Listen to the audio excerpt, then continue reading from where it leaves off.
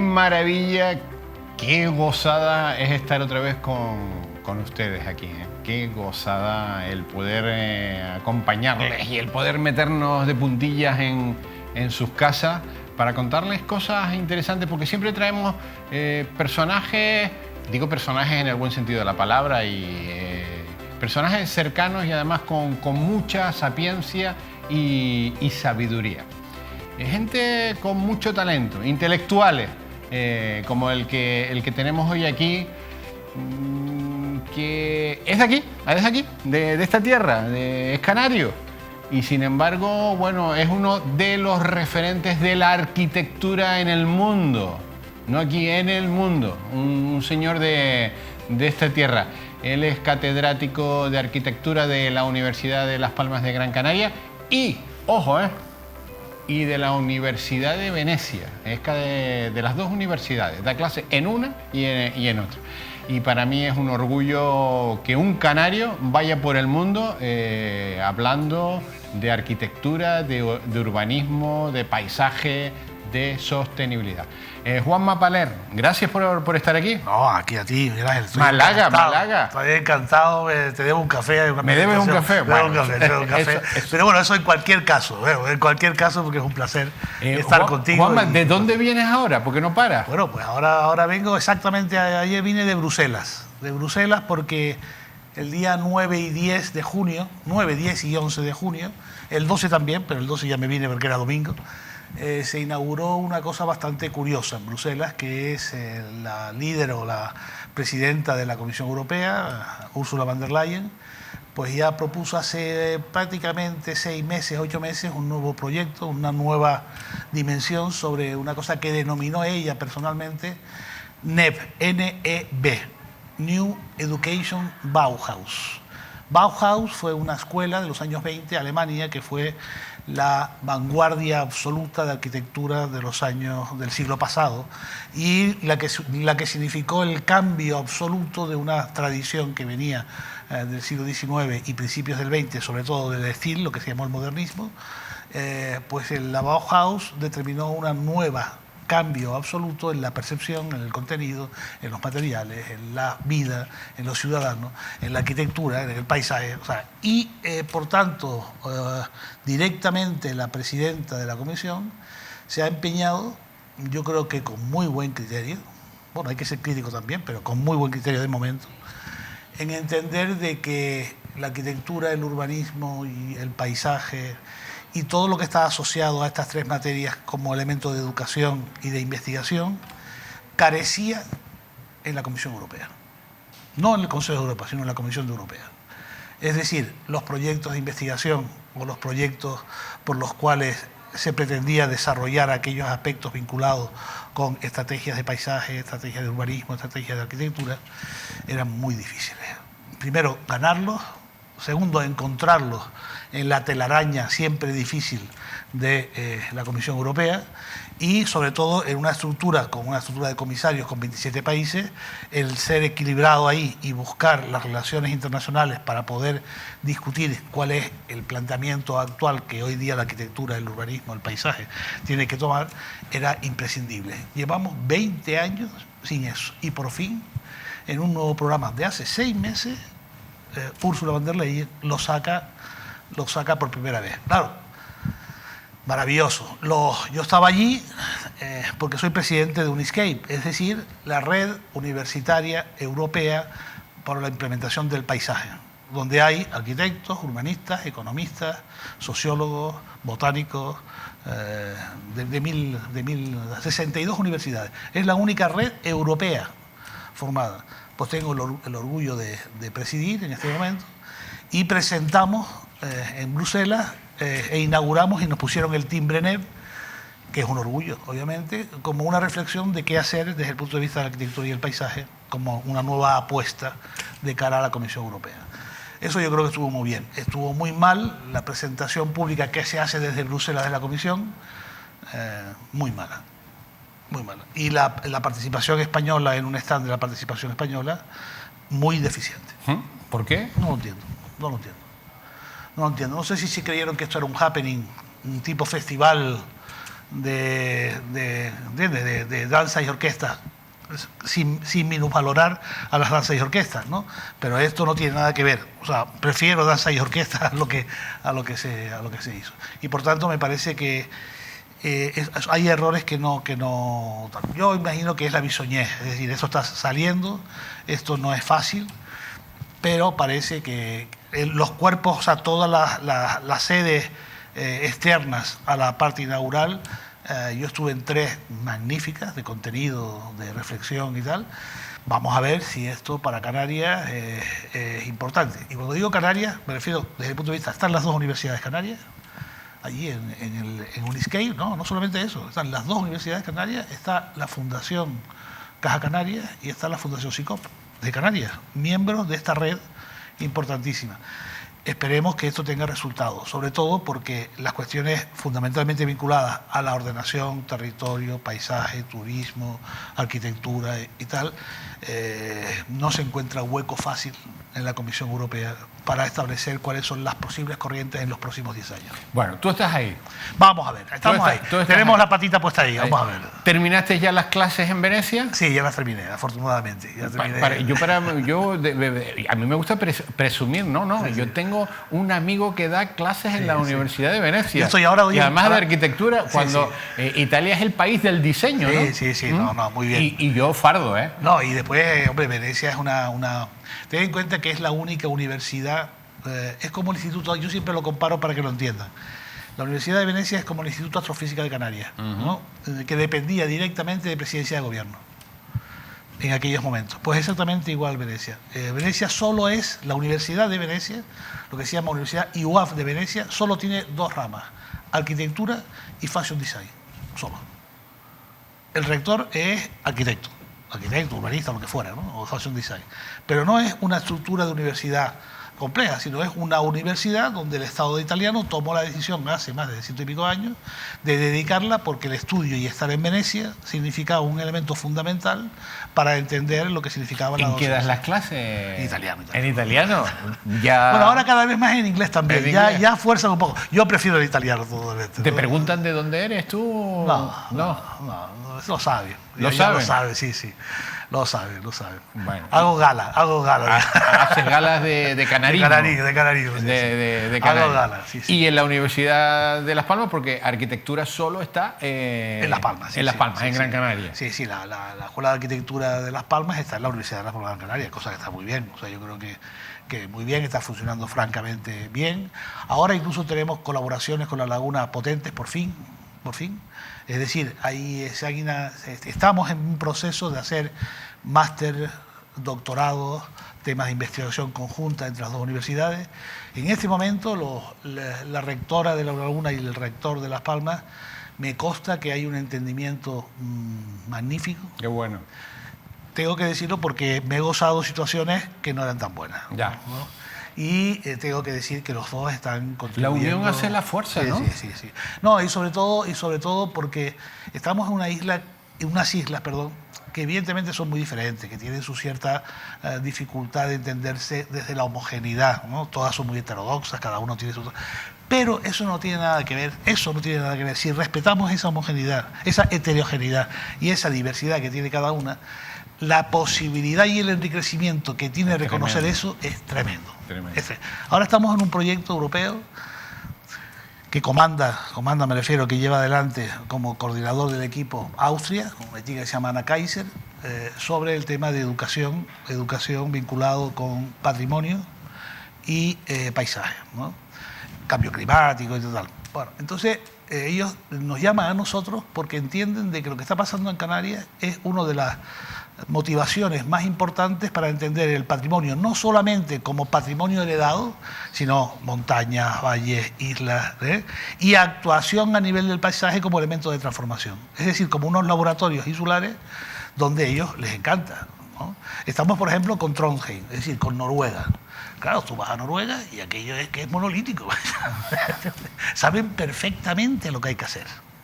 ¿Nosotros sabemos lo que tenemos que hacer en Canarias? No, pero ese es el atractivo. Ese es el atractivo nuestro. ¿En Canarias hay rumbo? No. No hay rumbo. No hay rumbo. Hay varios rumbos. Hay varios rumbos. Hay varios rumbos. O no hay rumbo. No, hay varios rumbos. O nos lleva la corriente para allá y para acá. De todo un poco. No hay rumbo. No hay rumbo. No hay rumbo. No está estructurado, no hay una estructura de debate y de diálogo que sea capaz de establecer rumbos. Estrategias comunes. No hay estrategia. No hay. Pero Dios vive aquí, ¿eh? Sí. Esa es algo que lo tengo claro. Dios vive en Canarias. Claro. Y además porque tenemos una suerte siempre de la leche. Exactamente. No, y sobre todo que estas contradicciones, que no son contradicciones, porque son conflictos normales. ¿Por qué? Porque, hombre, somos islas que están muy evolucionadas, muy desarrolladas, que tenemos un nivel de vida bueno, malo, regular, pero bueno, se reconoce que hay una cierta capacidad de bienestar, posiblemente deprimido en algunos momentos, pero en comparación con el contexto donde estamos situados, pues parece que es evidente. Aparecen sectores de desarrollo extraordinarios. Tenemos una naturaleza espectacular. Tenemos unos recuerdos, o sea, una capacidad patrimonial espectacular. ¿Qué pasa? Que esos conflictos que tenemos aquí tanto son muy buenos para investigar. Porque yo no investigo las cosas seguras. ¿Cómo vamos a investigar nosotros las cosas que son seguras? Las cosas que son seguras hay que copiarlas. Copiarlas, entre comillas, con perdón, de esa simplificación. Hay que entenderlas y razonarlas, ¿no? Pero donde tenemos que trabajar es donde se producen los conflictos, ¿no? Y cómo esos conflictos se pueden resolver con la participación de todos. Canarias tenemos muchos conflictos. Muchos conflictos. ¿Enumeramos algunos? Sí, hombre, perfecto. La primera, un primer conflicto, que creo que me van a entender, es una fractura, por supuesto hablo desde mi campo, ¿no? Arquitectura, urbanismo, paisaje, etc. Hay una fractura entre lo que es el suelo y lo que se pone sobre el suelo. Es decir, es como la mesa. Yo tengo una mesa aquí, que puede ser bonita, regular, tal, pero es una mesa. Yo he diseñado esta mesa. O sea, tú has puesto y tú has encargado esta mesa, no es el suelo. No es el suelo, me refiero. Tú has tomado una decisión de ponerla plana. Podría haberla puesto ondulada, pero se la has puesto plana. Entonces, esa es una decisión. Que tú lo que haces es trasladar el suelo, no nos vamos a dar el suelo, que sería el mundo árabe, para establecer tal, sino que hemos tenido una sensación donde hay una cultura de una distancia, equidistancia y tal, y donde entendemos que esto está claro. Bien, si eso es así, es una cosa que lo que estamos diciendo de las bandejas. Dentro de las bandejas tú pones objetos, ¿no? ¿Verdad? Los objetos son siempre peligrosos en las bandejas, ¿no? Si te lo quitan, no te lo quitan, los camareros y tal. En nuestro territorio tenemos unas bandejas que son el soporte de las islas, que como puedes imaginar es absolutamente irregular y en cada isla diferente, con una geología incluso diferente, con una geomorfología diferente. Y claro, nos empeñamos en poner lo mismo sobre la misma. Lo mismo en las diferentes bandejas. No solamente lo mismo, sino que encima lo que se pone con respecto a lo que tiene no tiene nada que ver. Ya. Entonces hay pocos casos donde esta relación es fructífera. Ya. Es decir, beneficia a las dos partes. ¿Y por qué se hace esto? Porque no tenemos la capacidad de entender, trabajar en sistemas. Estamos todavía trabajando en monolitos, en compartimentos estancos. A mí me piden como arquitecto hacer la casa en esta parcela. Punto. Y te da igual el paisaje, lo que está al lado, el edificio que está al lado, no sé cuándo, no sé qué. Te da igual. Ten en cuenta que en los años 20 había una cosa en Alemania, concretamente en la Bauhaus, concretamente un arquitecto que era Walter Gropius, que fue director de la Bauhaus, que obligaba a todos sus alumnos que cuando tú hacías una fachada tenías que hacer toda la fachada de la manzana. Y ponerla en relación o en rotura, o sea, como continuidad pero o como ruptura. Juanma, igual que con el territorio. Pero oiga. tú ves los pueblos, por ejemplo, es una cultura, porque aquí cada uno pinta la casa como le da la gana. Sí, además mal.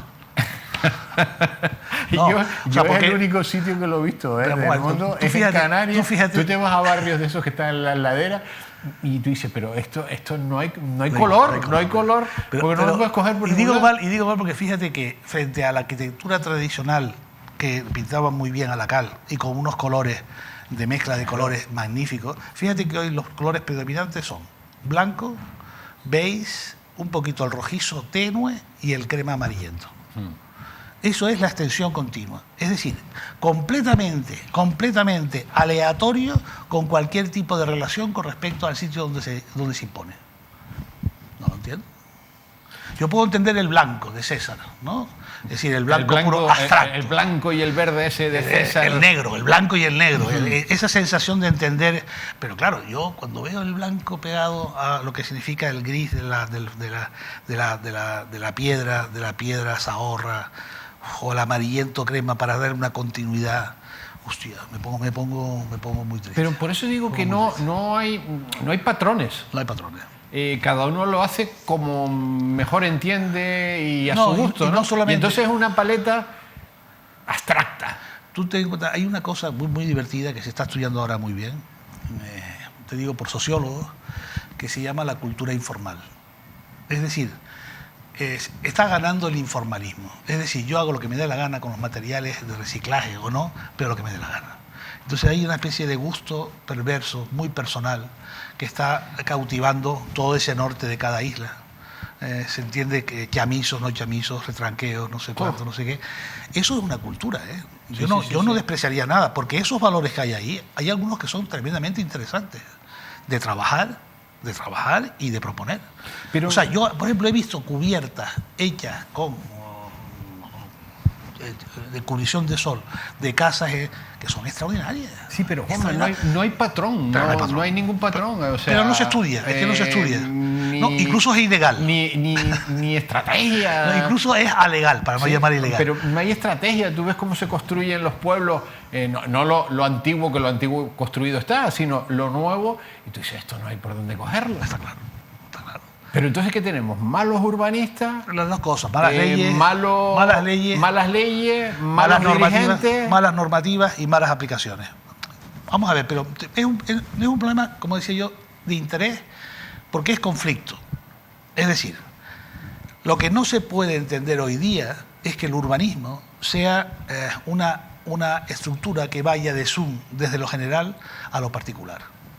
Esa estructura que fue dominante en el Zoom en los años después de la Bauhaus, hoy día es un disparate.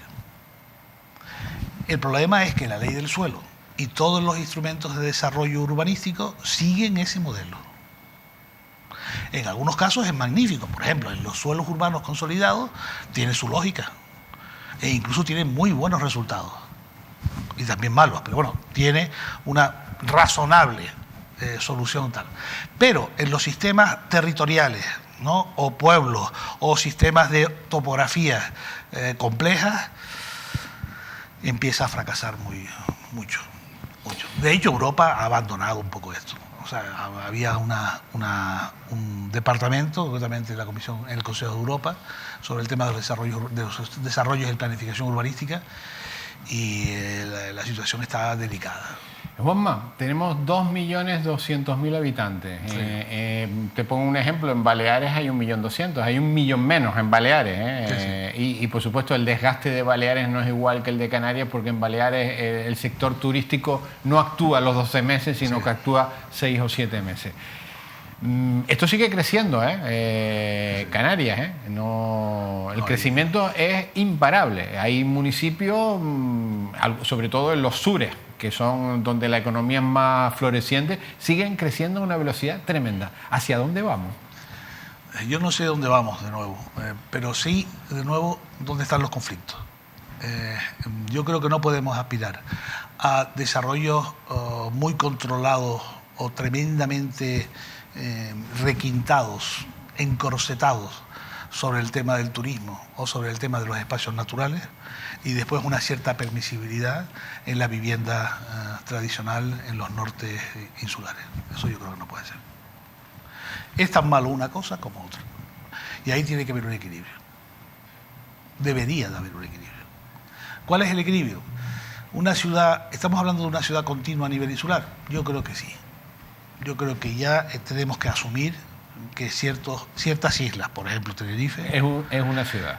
Una ciudad, y si no quieren llamarlo ciudad, se reproducen los fenómenos urbanos en continuidad. Bueno, ¿no? Ya vas por la autopista, es una calle. Claro, entonces se reproducen los fenómenos urbanos. No, si no lo quieren llamar ciudad, no lo llamemos ciudad.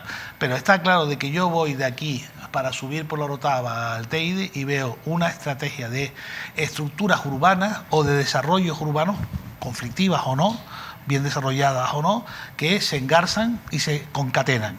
Pero sin embargo no hay una estrategia de pensar eso como una concatenación urbana. ¿Me explico? Y eso es grave. Eso es grave. Entonces sí, podríamos decir, y es lógico decirlo, no, para eso tenemos el plan insular, ¿no? No, porque el plan insular, los elementos macroeconómicos y macrosociales de un plan general no pueden llegar a los elementos de continuidad urbana como los que estamos hablando. No deben de llegar. Porque si no, claro... ¿Pero qué hacemos ante estos planteamientos? Pues yo creo que lo que tenemos que hacer es muchos trabajos experimentales, como ha pasado en toda la historia. Ojo que vamos a construir una nueva ciudad en un futuro en Santa Cruz. Sí, bueno, ojo. Ojalá esa nueva ciudad sea capaz de replantear cosas. ¿Seremos capaces de construir? Ojalá tengamos los instrumentos nuevos para hacerla y no anclados en los tradicionales. Porque ya tuvimos una experiencia y no salió muy bien la anterior. No, Santa Cruz ha tenido, yo creo que muy mala suerte desde hace muchos años. Estoy hablando... Hay que decir que Juanma es la persona que desarrolló el proyecto de la carretera del Barranco de Santos, entre otros proyectos. Sí, por ejemplo, eso es un proyecto experimental magnífico. Eso es un proyecto experimental que, más allá de las críticas o no, está claro de que ¿quién se imaginaba que un barranco, que en el plan general había un tubo de desagüe de 16 metros? O sea, era un desagüe, el Barranco Santos, desde el barrio La Salud hasta el mar, ¿no? Pues ¿a quién se le ocurriría o cómo pudimos hacer? Obviamente por un concurso, por tanto con un grado de experimentalidad, por un grado de aceptar que podía haber un reto de no entender eso como un desagüe, sino entender eso como un paseo, donde hay un parque, donde hay un barranco, donde corre el agua, que estemos seguros cuando corra el agua y que nazcan muchísimos espacios urbanos en sus bordes, en sus laderas, en sus bordes. Bueno, fantástico. ¿Qué pasa? Hombre, faltan los dos tramos finales, que es el agua, ¿no? La recogida de aguas y tal. Yo espero que en algún momento se ultime. ¿Decías que Santa Cruz ha tenido muy mala suerte? Sí, ha tenido muy mala suerte, porque ha tenido planes magníficos. El plan del 57 de Luis Cabrera y Machado es un plan magnífico desde mi punto de vista. El plan estoy diciendo de los autores, con perdón, ¿no? El plan de Anadón, o sea, del 92 al 96, es otro plan magnífico, donde preveyó y evidenció los conflictos de dónde era. El plan que nosotros participamos en su momento después, yo creo que fue también otro plan magnífico. Pero no se sabe por qué, claro, estos planes que estamos hablando del 50, ¿verdad? La capacidad de transformación como ideario que estaba en esos documentos no se ha logrado. Y posiblemente sea la gestión, posiblemente sea que nos ofuscamos excesivamente en ciertos aparatos ideológicos con respecto a la ciudad, que nos preocupa, que vimos los conflictos muy condensados o muy dirigidos en ciertos temas puntuales que tampoco eran tan importantes. En fin, una serie de cúmulos de cosas que yo creo que es importante. Por ejemplo, toda esta zona donde estamos, si me permite, es un tema de expansión urbana fundamental para la ciudad. Y aquí tuvimos también una mala suerte con el polígono aquel de hablar de 3 alturas y de 2 alturas en este momento aquí, es un tema delicado. Bueno, nos quedan 4 minutos y tenemos, para hablar, para hacer 3 o 4 programas. Turismo, paisaje, sostenibilidad. ¿Funciona eso en Canarias? No. No, tampoco. No, te digo por qué. Yo confío mucho. Yo he sido siempre, casi toda mi vida, antiturístico. Antiguiri. Por aquello de la cultura heredada que todos tuvimos de pequeños, ¿verdad? El guiri para nosotros era una perversión, ¿no? Ahora hemos recopilado las 15 tesis doctorales más importantes de España desde el periodo, desde 1957, la primera ley de turismo, hasta hoy día, ¿no? Y te das cuenta que, cuidado, que el turismo es importante. Y el turismo ha marcado una nueva forma de entender la sociedad. No al revés. No la sociedad ha imbuido una forma de... El turismo ha cambiado este país. Ya no hablo de Canarias, ¿eh? Sí. El turismo mundo, desde 1905 aproximadamente ha cambiado el país. Entonces, yo lo que no entiendo... el modelo de país español cambió a raíz del turismo. O sea, yo lo que no entiendo es por qué son tan feos los edificios del turismo. Segunda cuestión, ¿por qué no aprovechamos el turismo como un factor determinante en los desarrollos territoriales? O sea, temas de agricultura, temas de trabajo, temas laborales y tal. No es solo poner camas, por Dios, es entender que el turismo tiene que tirar de todos los demás elementos y por tanto estructurar una sinergia entre sistemas lógicos. Estamos llenos, y tenemos la tasa más alta de parados de toda Europa. Claro, es que no puede ser. Eso no hay manera de entenderlo. No puede ser. ¿Por qué? Porque no hay sinergia de estructuras de sistemas. Es decir, ¿cuál es el número de personas que más come en la isla de Tenerife? Pues seguramente son los turistas, ¿no? Hay un análisis hecho sobre el tema de qué comen los turistas y cuándo lo compran, etc. Es decir, tenemos que hablar de una política agraria desde el punto de vista rural que esté vinculada con los sectores turísticos. Pero por fuerza, no digo para que después tú le compres el producto a estos señores, no. Para que la propia estructura turística sea capaz de desarrollarlo. Después el señor lo venderá aquí, o en China, o en Pekín. Pero tiene que ser partícipe. Pero es que no hay estructura del sector primario. Y el sector primario ya no solo la agricultura, es la pesca, es la ganadería. Y por tanto eso significa que las habitaciones o las casas son casas de segunda residencia a nivel local, o casas de primera residencia porque viven después en otra parte. Por tanto, el sistema de la ruralidad se está transformando en una especie de potaje extraño de continuidad y descontinuidades. Alguien en un momento determinado, hace unos cuantos años, yo estaba en contra, concretamente fue una magnífica persona, decía la ciudad continua, o sea, la continuidad de la ciudad. No, es completamente discontinua. Es decir, tú vas desde La Laguna hasta el Puerto de la Cruz, hay una formalización de continuidad, pero los elementos urbanos son completamente discontinuos y fracturados. ¿Y qué podemos hacer, Juan? Pues imaginación. Imaginación. Por ejemplo, te voy a poner un ejemplo. Me viene a la cabeza ahora, con perdón, pero me parece un ejemplo bastante determinante. Yo creo que hay que arriesgarse a que los gobiernos locales, regionales y tal, den posibilidad de proyectos experimentales para testificar si funcionan o no funcionan. No pasa nada por testificar si una cosa funciona o no funciona, y si no funciona ya sabemos que no funciona. Pero no hay valentía, No hay valentía. Y después, por ejemplo, en el tema del volcán de La Palma, ¿no? O sea, qué gran oportunidad para entender lo que significa habitar en un territorio de volcanes. Y sin embargo, lo que vamos es que los ciudadanos normalmente ya van abocados a que quieren su sitio en la parcela que tenían y al ras de donde lo tenían. Eso es imposible. ¿Por qué no hacemos una capacidad experimental para entender que esa colada extraordinaria significa un nuevo reto para entender cómo se habita en los territorios volcánicos, por lo menos en La Palma? ¿Por qué no se hacen proyectos experimentales extraordinarios desde el punto de vista de infraestructura, desde el punto de vista de residencia, desde el punto de vista de tal? Pero por Dios, ¿cómo se encargan casas de madera? Hombre, que hay que solventar la urgencia, ¿verdad? El primero, creo que hay que apostar la urgencia. ¿Hace falta una casa? Muy bien. Oye, la que sea. Porque eso es primario para todos los seres humanos. Pero cuidado de entender que esas son soluciones, esos son parches. Lo importante es asumir lo que Juanma, significa ¿por qué esto? no se tira de gente como tú, que hay mucha, y gente de aquí del territorio? Porque... Y te tienes que ir a dar clases a Venecia. ¿Por qué en Venecia aprecian tu labor? Bueno, tú das clases en Las Palmas, pero de aquí... No, sí, también, eres profeta, no eres profeta en tu tierra. No, aquí hay buena gente. Buenísima, no buena, buenísima. Muy buena gente. Pero ¿por qué no se tira de la gente buena que hay aquí? Porque hay mucho... nos miramos mucho. ¿Al ombligo? No tanto al ombligo, a donde estás tú. Es decir... si el ayuntamiento quiere ser que sea del ayuntamiento el protagonista de algo, el cabildo quiere ser el protagonista de lo que ha hecho y tal, el gobierno quiere hacer tal, y después funcionan cosas que no funcionan realmente. Por ejemplo, yo si me permite, a mí me gusta me llamo indisciplinado. ¿Por qué me gusta indisciplinado? Porque ya me he sentado en muchas mesas que me llaman por aquello y dicen, no, ustedes son los expertos, ¿no? Y esto es un tema interdisciplinar. Pónganse de acuerdo ustedes y tal, ¿no?